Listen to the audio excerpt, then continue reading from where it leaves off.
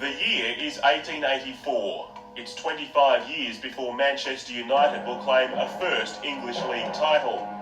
It's 45 years before the New York Yankees will win baseball's World Series. It's 1884 and the Port Adelaide Football Club has just won its first premiership.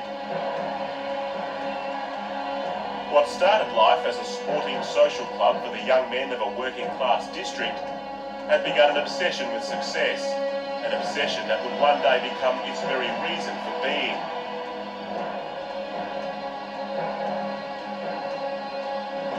By the turn of the century, winning premierships in the South Australian Football Association had become a way of life in the Port Adelaide Football Club.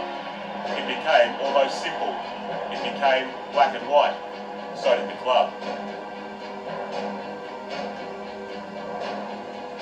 In 1914, while a fractured world around them descended into war, the Magpies, as they had now become known, were playing Australian rules football like it had never been played before. An undefeated season would see Port Adelaide crowned champions of Australia. Few could have imagined that 90 years later, in a similarly troubled world, it would happen again. While the South Australian Football Association had now become the SANFL, some things didn't change. Port Adelaide kept winning, and the champions kept coming. By 1930, that sporting social club for the young men of a working class district had become more famous and more recognisable than the very waterway that inspired its identity, and a legend was emerging.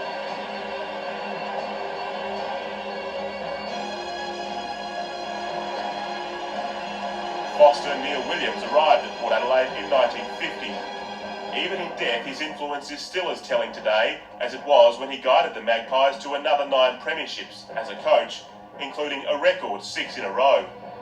Later, he would become a patriarch, the first family of Port Adelaide. Only at this club could success like that be replicated, as an apprentice of Williams followed the master into the history books. Under John Cale, another 9 SANFL Premiership flags would fly over Alberton, before, as if destined to do so, Port Adelaide changed football in South Australia and Australia forever. When Australian rules went national, the most successful football club in the land had to be there. And so after spawning the Adelaide Football Club in 1997, Port Adelaide became the power. Times he was the club champion and of course a very, very successful coach. It's a chance for their first goal in the AFL, Brewer. Yes! Success would not come easily, but success would come. Actually a goal to Port Adelaide. This is the story of that success, the story of a remarkable season. In the opening 30 seconds!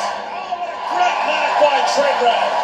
The year is 2004, the 134th of this club, a year that finally proved to the rest of the Australian football public what those at Alberton have always known to be true. The Port Adelaide Football Club exists to win premierships. Look at that.